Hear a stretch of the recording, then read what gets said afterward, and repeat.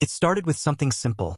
I was driving home from my friend's place in a car that technically isn't mine. It's registered to my dad. But not just any dad, my father is the police commissioner of our city. I don't lead with that, and I never flash his name around. That's just not who I am. I'm not trying to live off his reputation. Anyway, the car in question is a black BMW M4. It's clean, legal, and completely street legal. It was gifted to me on my 18th birthday, but since I still live at home, it's under my dad's name. I don't drive like an idiot, I don't do street races, and I don't have a record. My friends call me a grandpa driver, to be honest. But that night, it didn't matter. I was maybe 10 minutes from home, cruising at the speed limit, when I noticed the lights behind me. Red and blue flashing, coming fast. I pulled over right away, hands at 10 and 2 like I was taught. I wasn't nervous at first. I hadn't done anything wrong. But when the officer walked up to my window, the vibe shifted immediately. He didn't say hello, didn't ask for my license. He just stared into the car and said, "Whose vehicle is this?" I calmly explained it was my dad's car, and I had permission to drive it. He didn't like that answer. He told me to step out of the vehicle. No explanation, no reason, just like that. I asked if I had done something wrong, but before I could even finish, he raised his voice and ordered me out of the car again. I didn't want to escalate anything, so I followed instructions. As soon as I stepped out, he made me put my hands on the hood and started patting me down. I'd never been in trouble, never even been pulled over before, and now I was being frisked on the side of the road like I'd stolen the car I've driven for over a year. That's when it got worse. I'm still standing there with my hands on the hood, trying to stay calm, but inside, my chest is pounding. The officer, let's call him Officer Gates, keeps patting me down like he's sure I've got a gun or drugs or something stashed somewhere. I try not to flinch, but it's humiliating. Cars are driving by, slowing down to stare, and I can feel the heat creeping up the back of my neck. He finally finishes and says, "You're awfully nervous for someone claiming they didn't do anything wrong." I told him I wasn't nervous because I was guilty. I was nervous because I was being treated like a criminal. He didn't say anything to that. He just asked me again who the car belonged to. I repeated myself, "It's my dad's, registered under his name." I offered to show him the insurance card and registration, but he just waved it off. "You sure it's not stolen?" he asked, like he was baiting me. I didn't say anything this time. I knew whatever I said would probably just make it worse. He walked back to his cruiser without a word, but instead of running my plates or checking my ID, he just called for backup. At that point, I'm standing there completely confused. I hadn't done anything. No speeding, no reckless driving, nothing illegal. But he clearly wasn't letting this go. 5 minutes later, another car pulled up. 2 more officers got out. One of them asked me to sit on the curb, while the other started searching through the car. Without permission. No warrant. Nothing. I didn't even know they could do that. And yeah, I know my rights. I've grown up in a law enforcement household. I asked one of the officers what was going on, and he looked at me like I was trash on the side of the road. He said, "You don't get to ask questions. If this car turns out stolen, you'll be spending the night in a cell."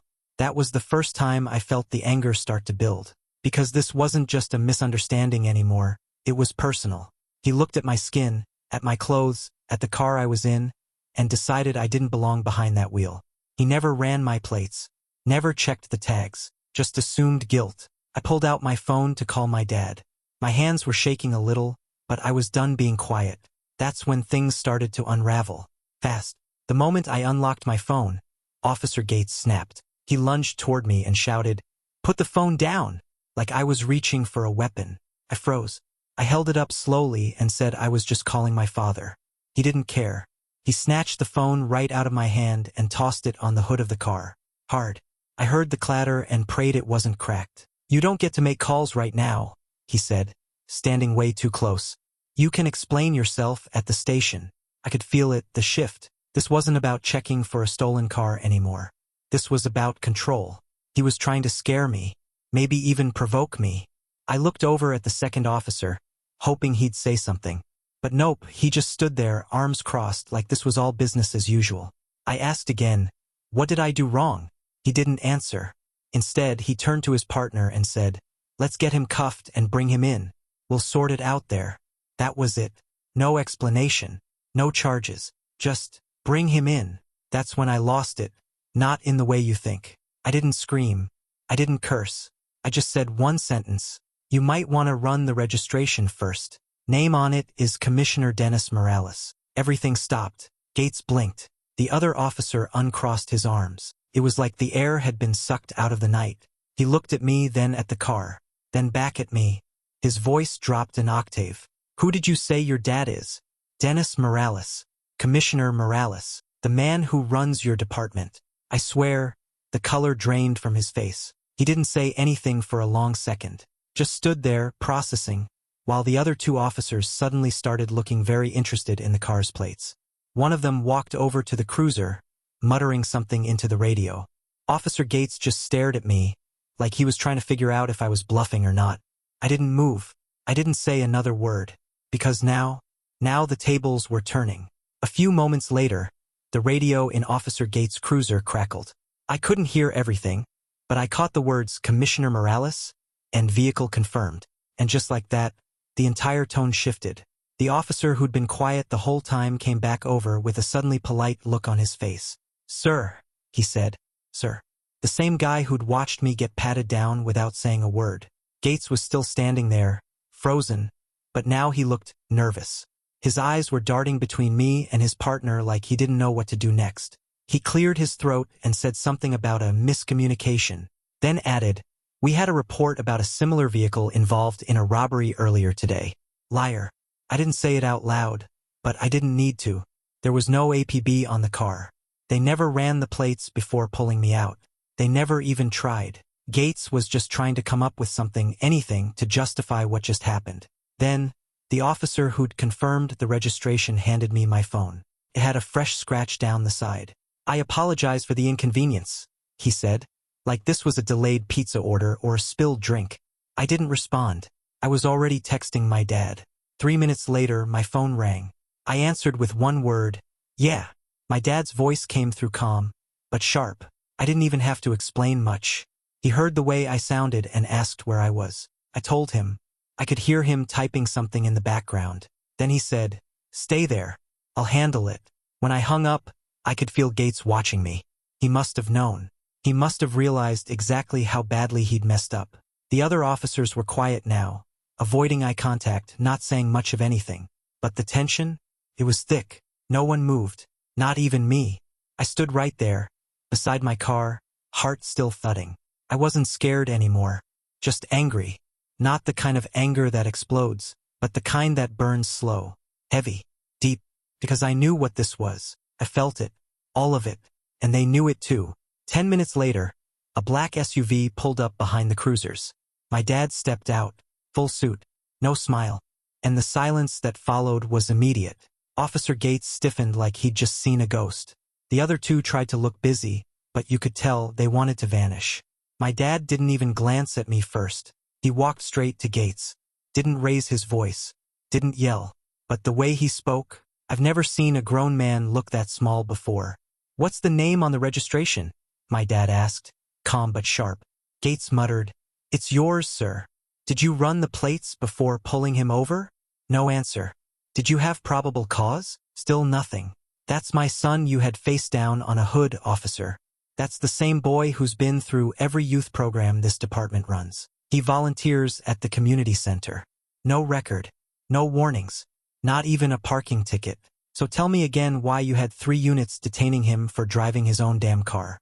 Gates started stammering something about matching descriptions and a protocol, but my dad cut him off, flat. There was no bolo out tonight. No report on this vehicle. No reason for this stop. And you know it. Then my dad turned to the other 2 officers. "Did either of you object to how this was handled?" They didn't even try to lie. Just shook their heads slowly, like scared interns at their first job. My dad nodded once. "I see." Then finally he looked at me. "Are you okay?" I wanted to say I was fine, that it didn't matter, that I could brush it off, but I couldn't. I just nodded once and looked away. Because the truth was, nothing about this was okay. Not even close. After that, everything moved fast. My dad ordered Gates to step aside and instructed one of the other officers to escort me back into my car. The sudden shift, from being treated like a suspect to being walked to my own vehicle like I was royalty, was so jarring I didn't even know how to react. I slid into the driver's seat, hands still shaky. Not from fear anymore, just adrenaline, exhaustion, humiliation. While I sat there, engine off, I could see my dad talking to Gates a few feet away. Gates kept nodding, looking down at the ground, barely mumbling responses. Then my dad pulled out his phone and started snapping photos of the cruiser, of the officers, of the area where it all happened. He was building a case right there on the spot, documenting everything. It was weird, honestly. Growing up, I always saw my dad as the fix-it guy, calm, in control, not the emotional type. But in that moment, I could see it in his posture. He was pissed, not loudly, but deeply. It was the kind of anger that came from disappointment, the kind that didn't explode. It boiled. After a few minutes, he came back to my window. "I'm following you home," he said. "We'll talk when we get there." I didn't argue. I didn't say anything, really. I just nodded and started the car. As I pulled back onto the road, I glanced in the mirror. Officer Gates was still standing there, looking like the ground might open up and swallow him. And honestly, that felt like justice for about 5 seconds. But the truth? It didn't erase what happened. Because if I hadn't said my dad's name, if I'd just been another black kid in a nice car with no commissioner for a father, how would that night have ended? The drive home was quiet. Too quiet. I kept expecting my dad to call or say something, but he didn't. Just followed behind me the whole way, hazard lights on. Every time I glanced in the rearview mirror and saw his SUV, it reminded me of how close that line had been between nothing happened and something I might not have walked away from. When we pulled into the driveway, I left the engine running for a second, just staring at the dashboard. My knuckles were white on the steering wheel. I didn't realize how tight I'd been holding it. My dad parked behind me and waited until I got out. No rush, no pressure. Just waited. When I finally stepped out, he walked over. Still no small talk. Just said, "Come inside." We sat in the kitchen, and he poured us both a glass of water before finally leaning on the counter across from me. "I need you to tell me exactly what happened. Every word." So I did. I told him how Gates didn't even introduce himself. How he ignored my license, my registration, my explanation. How he patted me down on the hood without cause. How he never checked the plates. How he took my phone. When I got to the part where I mentioned Gates calling for backup and putting me on the curb like a suspect, I saw my dad's jaw clench. But the part that hit him the hardest? When I said, "He didn't ask me a single question that made sense until I mentioned your name." He was quiet for a while after that, just staring at the kitchen tile, thinking. Then he said something I didn't expect. "I knew this day would come." That made me pause. He wasn't surprised. Not at all. I didn't know what to say to that. "I knew this day would come. Like, what do you even do with that?" So I asked him, "You mean, you expected this?" He nodded slowly. "Not like this. Not tonight. But yes, I always knew one day someone in uniform was going to look at you and see a threat before they saw a person." It hit different hearing it from him. Not just because he's my dad, but because he's the commissioner. The guy who wears the badge, sits in the high-rise office, shakes the mayor's hand, runs the department. And he still couldn't stop it from happening to his own son. Then he said, "That's the part that never gets easier. Knowing that no matter how high up you are in the system, you can't fix it from the top down." I asked him what was going to happen to Gates. He didn't answer right away. He just said, "There's a process, internal review, statements, body cam footage if he even had it turned on. That if hung in the air like a threat, we both knew some of them don't bother. But," he added, "Gates won't wear a badge in this city again. I'll make sure of that." He sounded calm, but I could feel the weight in his voice. It wasn't revenge. It was disappointment, a quiet kind of rage. He was ashamed not just of the officer but of the entire system that allowed it. Then he looked me dead in the eye. "I need to know. Did he touch you? Hurt you?" I told him no. Just the search. No hits. No shoves. No bruises. And that's when I saw the tiniest shift in his shoulders, like he'd been bracing for something worse. And honestly, so had I. Because if I hadn't said his name, if I'd reached for my phone too fast, if I'd looked at Gates the wrong way, who knows?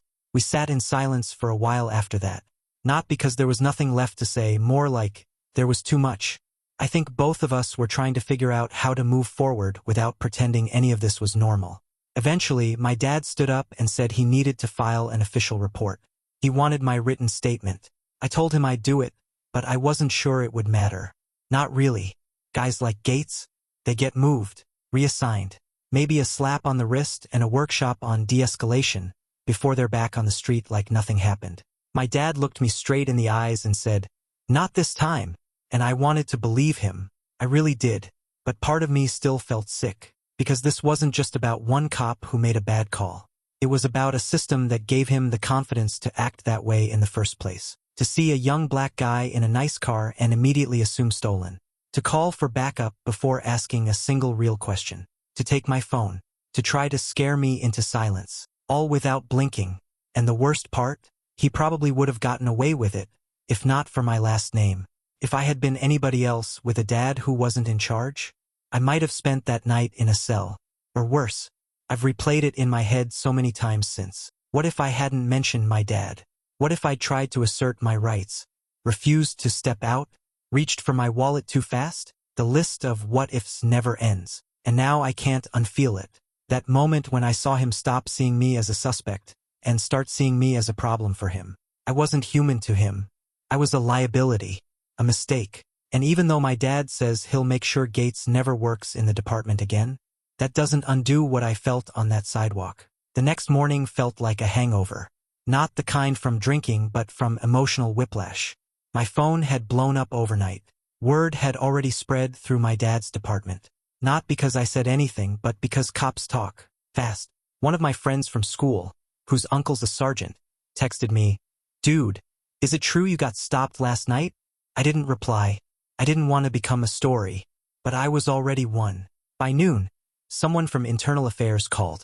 They wanted an official statement and offered to send someone over to the house. I agreed, mostly because my dad wanted it documented thoroughly. He was still doing his own write-up too, keeping everything separate from his personal connection to me.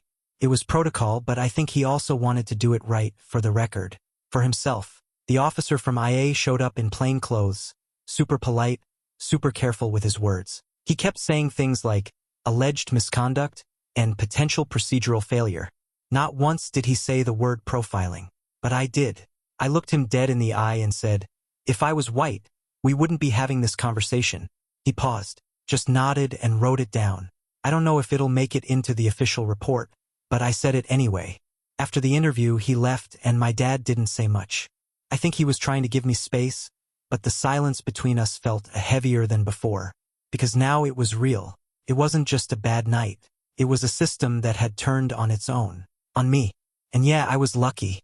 I had a safety net, a name, a title, a dad who happened to sit at the top of the same ladder this guy thought he was climbing. But what about the people who don't? What happens to them? That's the part one can't let go of. By the end of that week, the whole thing had turned into a quiet storm. There were no headlines, no press releases, no social media drama, just quiet suspensions, closed-door meetings, a few hushed apologies from higher-ups who suddenly remembered my name. Not because of me, but because of who my dad is. Officer Gates was placed on administrative leave pending investigation. That's what the memo said. But let's be real. If it hadn't been me, and if my dad weren't the commissioner, Gates would have been back out there the next day, doing the same thing to someone else. Maybe someone without a voice. Someone without a witness. Someone without the luxury of being able to walk away alive. The scariest part? I keep thinking about how casual he was. He didn't hesitate. He didn't double-check. He didn't care. That tells me this wasn't a mistake. It was a routine. This wasn't new behavior. It was just the first time it caught up to him. That night didn't feel like the system glitched. It felt like it worked exactly how it was designed to. I know that sounds harsh, but when it's your back on the hood of your own car, when your phone gets snatched out of your hand, when you realize your rights only exist if the guy in front of you chooses to respect them, that's when you stop giving the benefit of the doubt. And since that night, I've stopped doing that. For a while, I felt guilty about it. Like I was turning on something my dad had dedicated his whole life to. But he told me something that stuck. "You're not betraying the system," he said. "You're demanding it finally work the way it was supposed to." After that conversation with my dad, something shifted in me.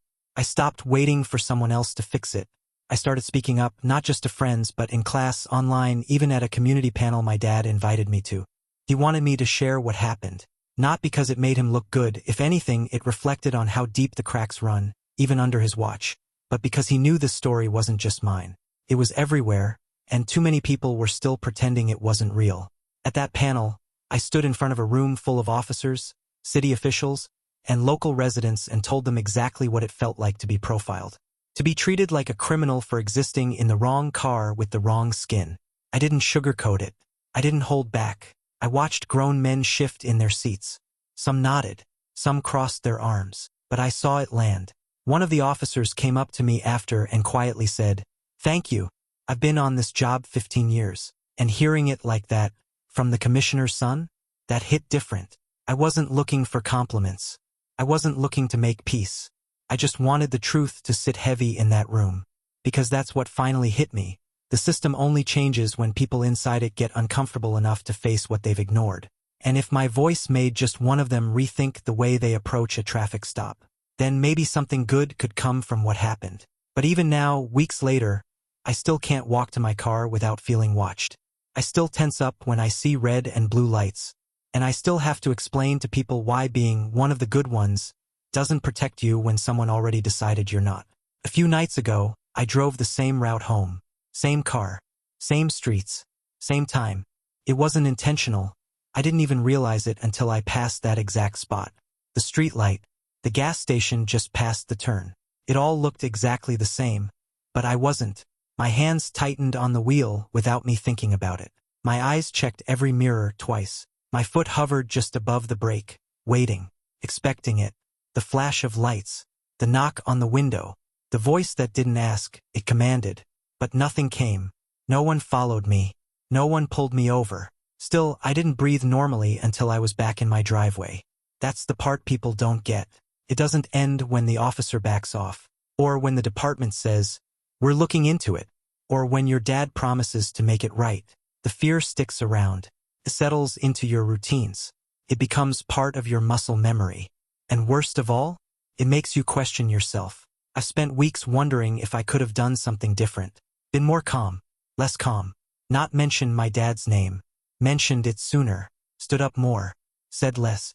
Trusted them more. Trusted myself more. But that's the trap. That's how it messes with you, by making you responsible for someone else's abuse of power. And I refuse to carry that anymore. I didn't do anything wrong. And I'm done apologizing for making people uncomfortable with that truth. Since that night, I've had a lot of conversations I never expected to have. Some of them were with friends, people I thought got it but clearly didn't. A few of them said things like, "Well, at least nothing actually happened." Or, "You're lucky your dad was who he is." Lucky. As if not being arrested or shot for driving home is a reward. Privilege. I stopped correcting them. Not because I agreed, but because I realized there's a line between people who want to understand and people who need to believe it would never happen to them. And then there were the strangers. People who heard through someone that the commissioner's son was the kid from the traffic stop. One woman emailed me anonymously. She said her teenage son had been through something similar. Pulled over for driving suspiciously in his own neighborhood. Only difference? He didn't have a commissioner for a father. His night ended in handcuffs, a bruised wrist, and a mugshot that still follows him around. And that's when it really hit me. My story only got attention because of who I was. But his story? No cameras, no reports, no accountability, just trauma and silence. That's why I've kept telling mine. Even when I don't feel like it. Even when I want to forget. Because if I shut up now, then Gates wins. The silence wins. And the next kid might not get to walk away with just fear in his chest. He might not walk away at all. It's been a month now. Gates is no longer with the department. Internal Affairs confirmed his dismissal, though they called it a policy violation instead of what it really was, racial profiling. Whatever. He's gone. That's a start. But this story isn't about him anymore. Not really. It's about what I do now, what I carry forward. I've started volunteering with a youth mentorship program, ironically the same one my dad used to run before he became commissioner. I meet with a group of high school guys every Saturday. Mostly black and brown kids. Smart. Funny. Tired of being told to watch their tone just to stay safe. One of them asked me straight up last week, "What do you do when you know they see you as a threat?" And I told him the truth. You stand your ground. You know who you are. And you document everything. That's what this whole experience taught me. That the most dangerous part of being seen as a threat is when you start believing it yourself. When you shrink to make yourself less visible, less loud, less black. I'm done doing that. I've got nothing to be ashamed of. I didn't ask for special treatment that night. I asked to be treated like a human being. And even though I had to use my last name to get there, I shouldn't have had to. So here's what I know now. The badge isn't what makes someone right. The silence isn't what keeps you safe. And fear? Fear doesn't protect you. Only truth does. And that's why I'm still telling mine.